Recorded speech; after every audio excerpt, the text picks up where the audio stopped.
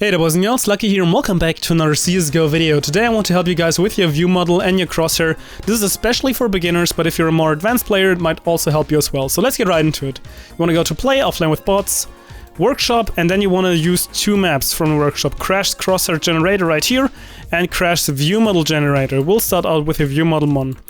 So very often when people are just starting out with the game or they are trying to get better and they have a favorite pro player, they most of the time just go through the config or their like auto exec and just copy everything that they have. And I mean, it's kind of a good starting point using a pro player's like configuration, stuff like that.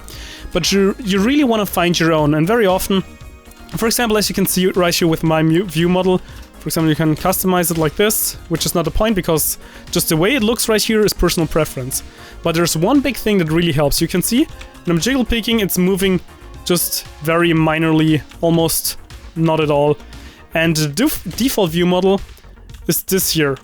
So many pros I know have like a low thing because it's like, I don't know, they just like it like that.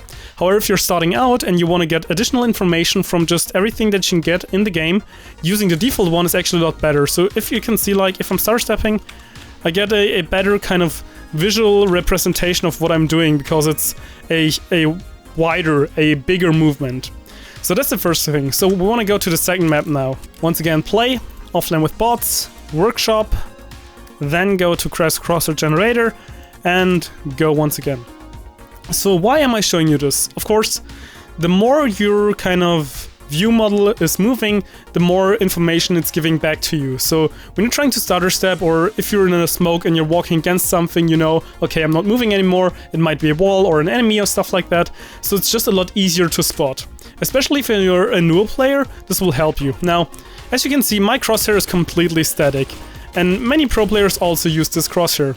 Now, for beginners most of the time, the default one, this one, should be the best, because as you can see, also if we're getting the AK, it's showing you how far like the bullets are kind of expanding when you're moving and firing. If we just go out right here, you can see like it's hard to spot, but that's basically how big it is, like this. Again, it's different with the pistols, and you can also get very good feedback of what's actually in the game, if you're accurate or not, and how much like spread the weapon has when moving.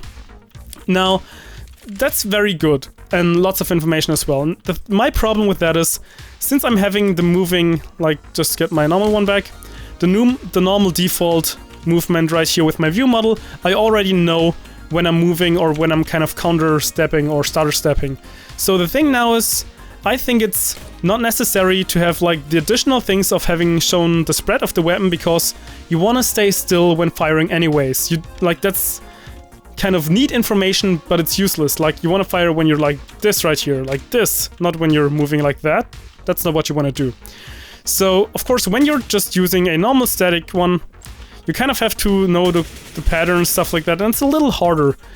Especially when you're trying to fire, like just aiming at the bot right here and you're firing, and it's just going all over the place and higher and higher and higher. You don't really know the recall yet, so especially as a beginner, I can highly recommend you guys to use this one, the fifth one. It's Crosshair Style 5. And it's basically expanding, so clear that one, when you're shooting. So this will give you a better indication when you're firing at an enemy that your crosshair is bigger, so you have to compensate more.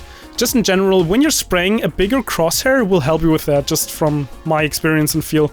So just doing that, completely failed that one, will kind of show you that you have to compensate more and kind of keep you aware that when you're firing, not accurate, not accurate, not accurate, not accurate, accurate again. So you got your view model to help you just kind of figure out what's going on, if you're accurate or not. And then you can do the same thing for the spray again.